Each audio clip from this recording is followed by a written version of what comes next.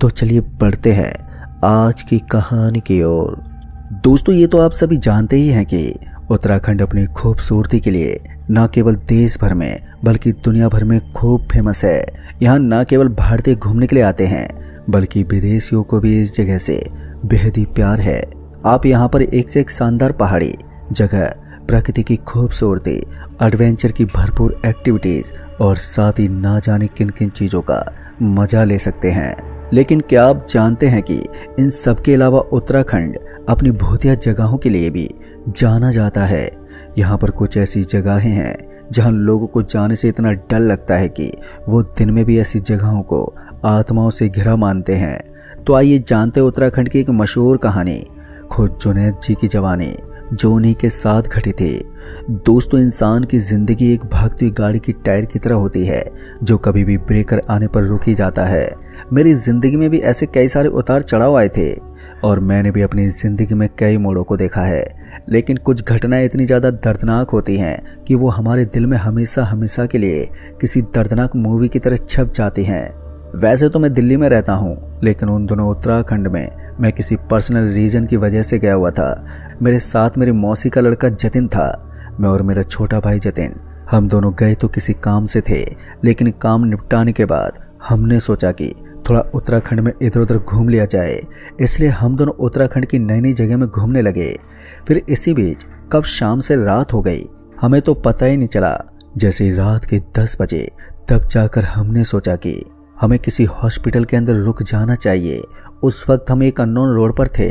जब हमने मैप के ऊपर सर्च करने की कोशिश की तब वो कोई अननोन रोड ही दिखा रहा था। ऊपर से गाड़ी के अंदर पेट्रोल भी बहुत कम थे। आते समय हमने यही सोचा था कि पेट्रोल पंप से पेट्रोल डलवा लेंगे, लेकिन आज हमारे साथ पहली बार ऐसा हुआ जब हड़ताल वगैरह की वजह से पेट्रोल पंप के ऊपर पेट्रोल ही नहीं मिला था। क्योंकि ऐसा कई बार होता है जब पेट्रोल पंप पर पेट्रोल उपलब्ध नहीं होता है। और आज तो हमारी साली किस्मत ही इतनी खराब थी कि हमने 2 पेट्रोल पंप पर पता लगाया, दोनों पर ही हमें पेट्रोल नहीं मिला। लेकिन हम अब कर भी क्या सकते थे। फिर हम उस कच्चे रास्ते से होते हुए जैसे एक कस्बे के लिए निकलने वाले थे तो अचानक ही वही हुआ जिसका हमें डर था। अब गाड़ी के अंदर का जो पेट्रोल था वो पूरी तरह से सूख गया था, जिस वजह से अब हमारे सामने मुसीबत बढ़ गई। अब हम बस किसी भी तरह से ये चाहते थे कि कोई गाड़ी वाला आए और हमें थोड़ा पेट्रोल दे दे। उसके बाद आगे का रास्ता हम खुद पे खुद नाप लेते। लेकिन यहाँ तो हद तब हो गई जब लगातार आधे घंटे तक वेट करने के बाद भी यहाँ से कोई भी गाड़ी गुजरती नजर नहीं आई। इंतज़ार करते करते अब हमें बहुत ही समय हो गया था और उसके बाद मैंने जतिन को बोला, भाई गूगल मैप पर सर्च करके देख कि यहाँ आसपास कोई पेट्रोल पंप है या फिर नहीं। थोड़ी देर तक सर्च करने के बाद उसने बताया कि यहाँ से महज 4 किलोमीटर आगे एक पेट्रोल पंप पड़ता है। लेकिन इस घनी रात में उस पेट्रोल पंप तक जाना मुश्किल तो था, लेकिन इसके अलावा हम कर भी क्या सकते थे। इसलिए फिर मैंने जतिन से कहा, भाई मुझे नहीं लगता यहाँ पर वेट करने से हमारी प्रॉब्लम का कोई सॉल्यूशन निकल पाएगा, इसलिए अब हम दोनों को उस पेट्रोल पंप की तरफ निकल जाना चाहिए। मेरी बात सुनकर जतिन ने भी अपनी गर्दन हिलाई और उसके बाद हम दोनों गाड़ी से अपना अपना पर्स लेकर पेट्रोल पंप की ओर निकल पड़े। क्योंकि अब अंधेरा काफ़ी हो गया था तो हम दोनों के इस नए रास्ते पर थोड़ा अजीब लग रहा था, लेकिन ये हमारी मजबूरी ही थी जिसकी वजह से हमें 4 किलोमीटर तक पैदल चलना था। कुछ दूर आगे जाने के बाद मुझे एक ट्रक नजर आया। वहाँ पर एक बड़ा सा बरगद का पेड़ बना हुआ था और उस पेड़ को देखते मेरी आंखें बड़ी बड़ी हो गईं। मैंने अपनी ज़िंदगी में पेड़ तो बहुत देखे थे, लेकिन इस तरह का बरगद का पेड़ मैं पहली बार देख रहा था। उस बरगद के पेड़ का आकार इतना ज़्यादा था कि उसने वहाँ की काफ़ी सारी ज़मीन को ढक रखा था। फिर मैं उस बरगद के पेड़ से होते हुए थोड़ा सा आगे निकला ही था कि तभी एक आवाज़ आई। ऐसा लगा जैसे कि कोई उस बरगद के पेड़ के नीचे से निकला हो। आवाज़ को सुनते ही मैं और जतिन हम दोनों ने पीछे पलट कर देखा और जैसे हम दोनों ने पीछे पलट कर देखा तो पाए कि वहाँ पर हमें कोई नज़र ही नहीं आ रहा था। अब इस चीज़ को देखकर हम दोनों ही हैरान हो गए थे क्योंकि हम दोनों की ये आवाज़ बहुत ही साफ और स्पष्ट सुनाई दी थी। फिर उसके बाद मैंने जतिन से कहा, चल भाई लगता है कोई छोटा मोटा जानवर होगा। इतना कहने के बाद हम दोनों वापस से चलने लगे, लेकिन तभी जतिन ने कहा, अरे रुक यार मेरे को टॉयलेट लगी है। और इतना कहने के बाद वो उसी बरगद के पेड़ की तरफ चला गया।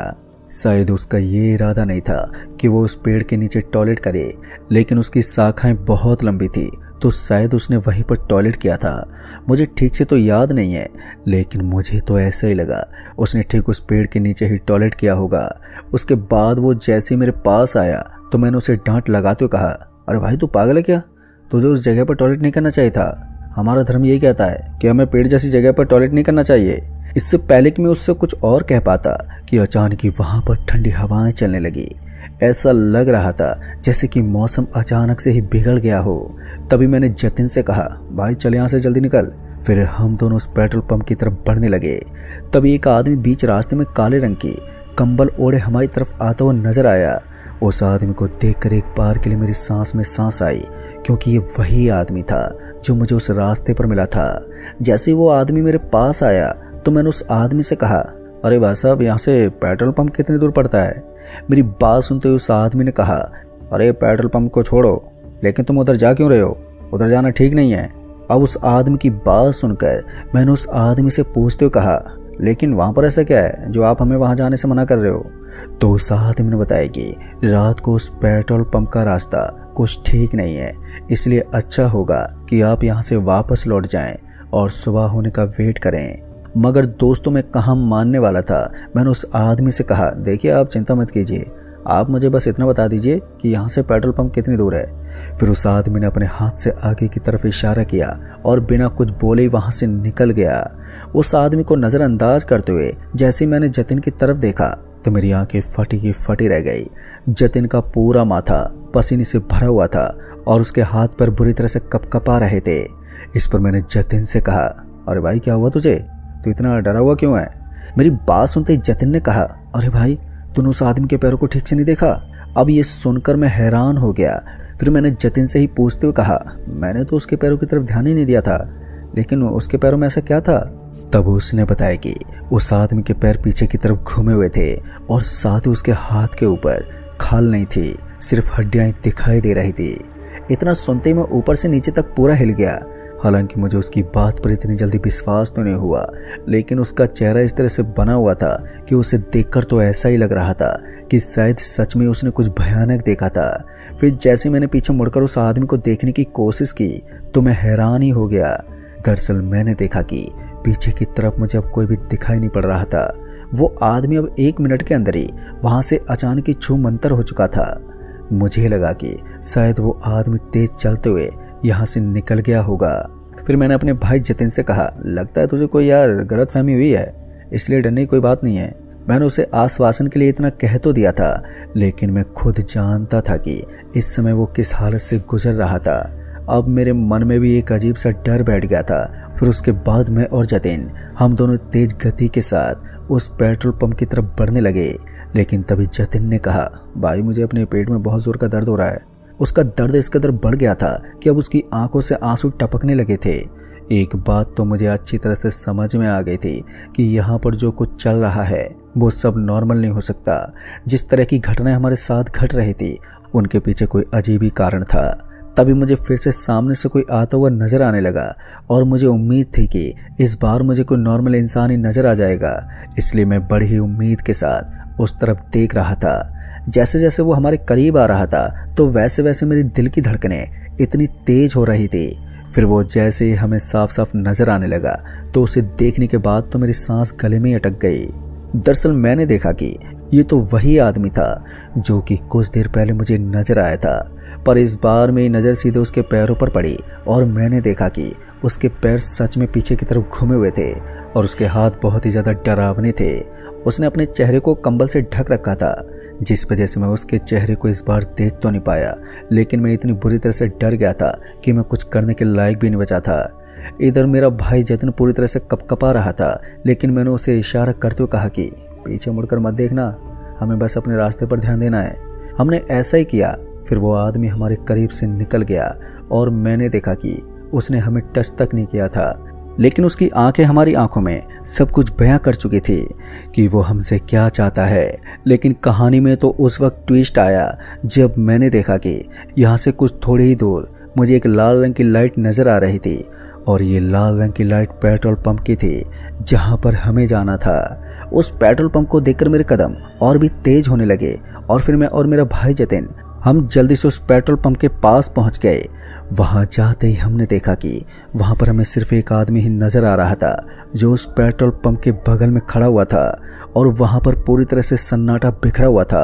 मैंने अपने हाथ में प्लास्टिक की बोतल ले रखी थी। फिर मैं जैसे ही वहां पर खड़े आदमी के पास पहुंचा तो मैंने देखा कि वो आदमी भी बस चुपचाप खड़ा होकर इधर उधर देख रहा था। उसने एक बार भी हमारी तरफ ध्यान ही नहीं दिया। और फिर मैंने उस आदमी से कहा, अरे भाई साहब, वो क्या है कि हमारी गाड़ी का पेट्रोल खत्म हो गया है, तो क्या आप जल्दी से इस बोतल में पेट्रोल डाल देंगे? मेरी बात सुनकर उसने मेरी तरफ देखा और उसके बाद वो पेट्रोल डालने के लिए पाइप की तरफ बढ़ा। तभी मेरी नज़र उसके पैरों की तरफ गई और जैसे मैंने उसके पैरों को देखा तो मुझे तो मानो बिजली का एक तेज झटका सा लगा। दरअसल मैंने देखा कि उस आदमी के पैर भी पीछे की तरफ घूमे हुए थे। अब मेरी हिम्मत नहीं हो रही थी कि मैं यहाँ से वापस भाग सकूं, लेकिन अभी तक जतिन उसकी सच्चाई से रूबरू नहीं हुआ था। दूसरी तरफ मैं देख सकता था कि जतिन थोड़ा कंफ्यूज लग रहा था, इसलिए मैंने जतिन से कहा, अरे क्या हुआ भाई तुझे, तो इस तरह से क्यों देख रहा है? हालांकि उस वक्त मेरी आवाज़ काफ़ी दबी हुई थी। इस पर जतिन ने बताया कि पेट्रोल पंप का ठिकाना तो यहाँ से करीब 1 किलोमीटर आगे है, फिर यहाँ पर पेट्रोल पंप कैसे हो सकता है? उसकी इस बात ने मुझे पूरी तरह से पक्का कर दिया कि हम गलत जगह पर फंस चुके हैं। तभी मैंने जतिन को इशारा करते हुए बताया कि उसके पैरों की तरफ देखे। जैसे जतिन ने उसके पाँव की तरफ देखा तो वो तो डर के मारे पूरी तरह से सुन्न पड़ गया। उसने भी देख लिया था कि उस आदमी के पैर पीछे की तरफ घूमे हुए थे और वो एक पिशाची था। लेकिन उसने हमसे बोतल मांगते हुए कहा, जल्दी से अपनी बोतल मुझे दे दो। मैंने डरते डरते उस बोतल को उस भूत की तरफ बढ़ा दिया। उसके बाद उसने उस बोतल को लिया और उसके अंदर कुछ भरने लगा। मेरी सांसें अभी भी ऊपर नीचे हो रही थी। उसे पेट्रोल पंप की हल्की हल्की लाइट में मैं देख सकता था कि उस बोतल के अंदर कुछ गिर तो रहा था, लेकिन जैसे उसने उसके अंदर पेट्रोल भरा और फिर पाइप को बाहर निकाला तो मैंने देखा कि वो पेट्रोल नहीं बल्कि खून ही खून था। अब उस खून को देखकर मेरे मुंह से एक जोरदार चीख निकल गई और तभी मुझे उस आदमी का चेहरा नजर आने लगा। दोस्तों, इतनी देर तो उसका चेहरा कंबल से ढका हुआ था, लेकिन जैसे मैंने उसका चेहरा देखा था तो मेरे हाव भाव पूरी तरह से बदल गए। मैं अपनी लाइफ में शायद आज से पहले इतनी दहशत में कभी नहीं हुआ था। उसका वो कुचला हुआ चेहरा देखकर मैंने और जतिन ने सरपट वहां से भागना शुरू कर दिया। हम दोनों जितना जल्दी से हो सके वहां से भागते जा रहे थे। हम दोनों को समझ में नहीं आ रहा था कि आज हम दोनों कहाँ फंस चुके हैं, क्योंकि अभी भी उस दूसरे पेट्रोल पंप की दूरी यहाँ से लगभग 1 किलोमीटर की थी, जिसे इतनी आसानी से पार करना मुमकिन नहीं था। पर हम दोनों के पास इसके अलावा कोई दूसरा रास्ता भी नहीं था। इतने में मुझे एहसास हुआ कि हम दोनों के पीछे कोई और भी है जो लगातार अपने कदम पटकते हुए भाग रहा है। अब भागते हुए मैं पीछे मुड़कर देखने वाला था कि तभी मेरा भाई जतिन एकदम जोर से सड़क के ऊपर गिर पड़ा। उसके गिरने की आवाज़ इतनी तेज थी कि मैं समझ गया कि वो बहुत ही ज़्यादा जख्मी हुआ है। जैसे ही हम दोनों के कदम एकदम से रुके तो हमारे पीछे की तरफ की आवाज़ भी आनी बंद हो गई। पहले तो मैंने जतिन को उठाने की कोशिश की और उसके बाद पीछे पलटकर देखा तो मैंने पाया कि मुझे पीछे की तरफ कोई भी नज़र नहीं आ रहा था और इधर जतिन का पूरा माथा खून से भर गया था। जतिन ने जोर से चिल्लाते हुए कहा, भाई मुझे पीछे से किसी ने धक्का दिया है। अब मुझे भी किसी के कदमों की आवाज़ तो आ रही थी, लेकिन धक्का नहीं लगा था। तभी मुझे सामने की ओर से काले रंग की कंबल ओढ़े फिर से वो आदमी नजर आने लगा। पर इस बार उस आदमी का चेहरा भी खुला हुआ था। उसका चेहरा बहुत ही ज़्यादा खूंखार था और ये आदमी वही था जो पहली बार हमें मिला था। जैसे वो हमारे पास आ रहा था हम दोनों डर के मारे कांपते जा रहे थे, पर इस बार वो हमारे बगल से नहीं निकला और सीधा हमारे सामने आकर खड़ा हो गया। फिर उसने कहा, अगर तुम्हें अपनी जान बचानी है तो चुपचाप से उस बरगद के पेड़ की जड़ों को धोकर आओ जहाँ पर तुमने टॉयलेट किया था। दोस्तों, ये सुनकर मेरी आंखें चमक उठी, क्योंकि मुझे याद आया कि जतिन ने उस बरगद के पेड़ के नीचे गलती से टॉयलेट कर दिया था। एक तरफ तो मुझे उस काले रंग की कंबल ओढ़े पिशाच से बहुत डर लग रहा था, तो दूसरी तरफ मैं ये भी समझ रहा था कि वो भूत हम दोनों का नुकसान नहीं चाह रहा है। इसलिए मैंने उस भूत के सामने हाथ जोड़ते हुए कहा, लेकिन आप हो कौन? मेरी बात सुनते हुए उसने कहा, मैं तुम दोनों को कोई नुकसान नहीं पहुंचाना चाहता। मेरा इरादा तुम दोनों को यहाँ से बचाकर निकालना है, इसलिए जितना जल्दी हो सके वापस से उस बरगद के पेड़ के पास जाओ और उस पेड़ की जड़ों को धोकर वहाँ पर माफ़ी मांग लो। अगर तुम दोनों ने ऐसा नहीं किया तो इस एरिया के पिशाच तुम दोनों को आज की रात ही ख़त्म कर देंगे। उसकी बात सुनकर मैं समझ गया कि ये सब हमारे साथ क्यों हो रहा था। ऐसे में मैंने जतिन को बताया कि हम दोनों को किसी भी तरह से उस बरगद के पेड़ के पास जाना चाहिए और अपनी गलती की माफ़ी मांगनी होगी। मेरी बात सुनकर उसने भी अपनी गर्दन हिलाई और उसके बाद हम दोनों पहले तो पेट्रोल पंप की तरफ रवाना होने लगे, क्योंकि अब यहाँ से पेट्रोल पंप की दूरी कुछ खास नहीं बची थी और हमें वापस जाने में भी बहुत ज़्यादा डर लग रहा था। तो ऐसे में हम दोनों चाहते थे कि हम किसी भी नॉर्मल आदमी से कुछ इस बारे में आश्वासन लेकर ही वापस लौटें, क्योंकि इस तरह से हर किसी की बात पर विश्वास करना हमारे लिए कहीं ज़्यादा खतरनाक हो सकता था। अभी भी मुझे ऐसा ही लग रहा था कि कोई हम दोनों का पीछा कर रहा है, लेकिन हम दोनों ने अपने कदमों की रफ्तार को कम नहीं किया।